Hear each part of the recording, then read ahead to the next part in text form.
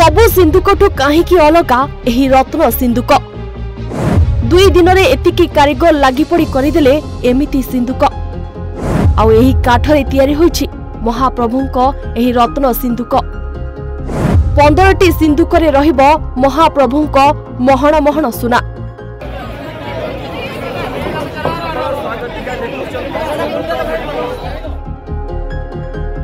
हाँ दर्शक बंधु ए सिंधुक देखिले आखि लाखि जाउछि। हलदी और नाली रंग रहिछि सिंधुकर रंग। एते बड़ सिंधुक रे रहिबो महाप्रभुंको सबु सुना।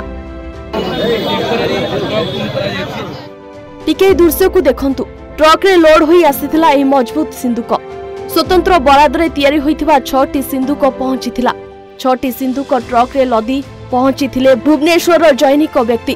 प्रशासन पक्षरु 15टी सिंधुक बराद दिया जायथिला बोली कहिथिले एही व्यक्ति जनक।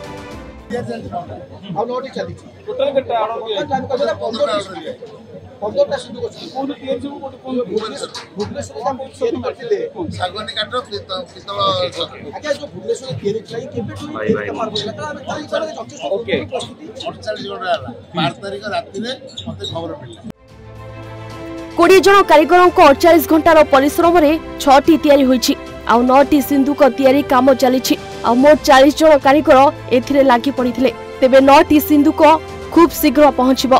सागवान काठरे तयारी सिंधुक रे पितल छाउणी भी पड़िछि।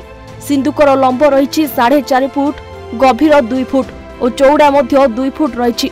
आउ सूचना अनुसार भंडार घर मरामती पई अलंकार सबु एही सिंधुक मध्य को कढा जिवो, जहा परे रत्न भंडारर मरामती करा जिवो।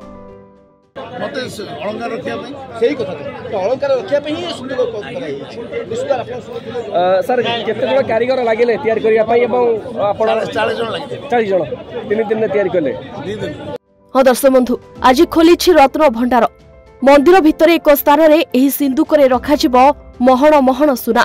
कड़ा सुरक्षा बलय रे रहिबो एही सिंधुक। तेबे एहारी भितरे समस्तक मनरे गोटिए प्रश्न उठुछि, एही सिंधुक अन्य सिंधुकठू काई के अलगा?